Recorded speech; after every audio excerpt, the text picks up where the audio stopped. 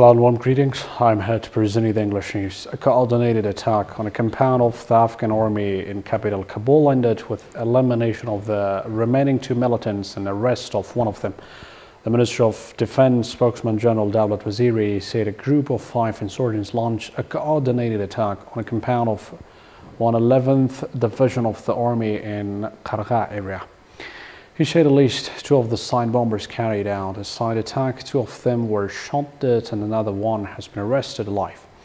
He further added that the Afghan armed forces seized a rocket launcher, 4 AK-47 rifles and a side attack vest during the operation. According to him, at least 11 Afghan soldiers that recently reported 11 also they lost their lives in the attack and 16 others have sustained injuries.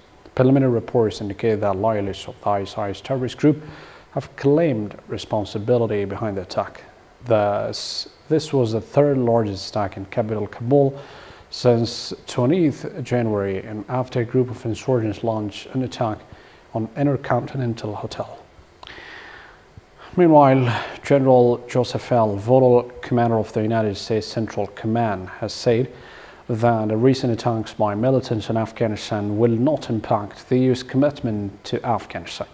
The recent attacks have served only to bolster the U.S. commitment, he said. The attacks do not impact our commitment to Afghanistan, and our commitment to the mission and seeing this through, and our commitment about making sure that the Afghan National Security Forces have what they need to deal with this particular enemy, he stated. As horrible as this is to me, it strengthens our resolve to help them move forward. While critics still blame government for its weakness to the war Taliban attacks, a number of military commentators have said that the curb Taliban attacks in Afghanistan, there is a need to hit them and their bases and training comes before they can launch any attacks. Indonesian President Joko Widodo arrived in Kabul today to meet with his counterpart President Muhammad Ashraf Ghani and other high-level Afghan officials. According to reports, President Widodo is also expected to meet with the Chief Executive Abdullah during a visit to Kabul to discuss issues of bilateral interest. President Widodo is the first Indonesian president to visit Afghanistan after almost 58 years, following this last visit by an Indonesian president in 1961.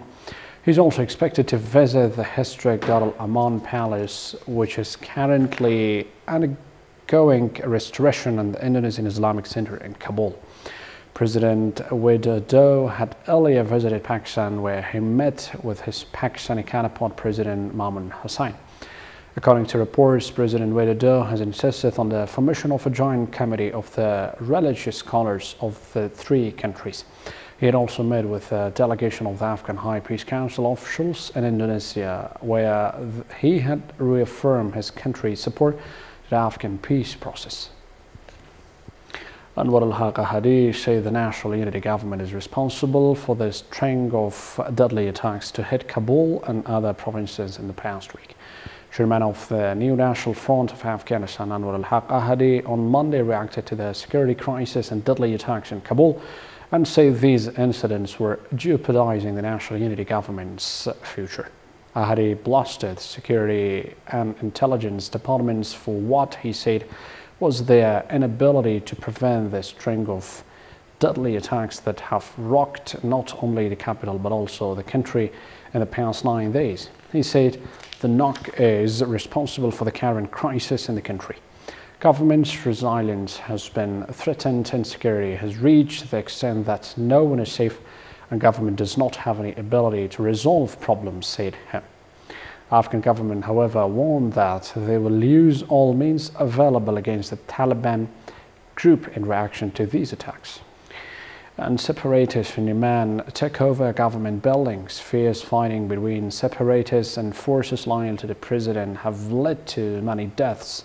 Government buildings in southern Yemen have been seized by separatist groups who Prime Minister Ahmed bin Dafur accused of mounting a coup. There has been fierce fighting between the separatist forces loyal to President Abdurabu Mansour Hadi, who is currently based in Aden. Houthi rebels are in control of the capital of Sana'a. At least 10 people are believed to have died and many more have been injured. That is it. Thank you for joining English News. Good night. Bye.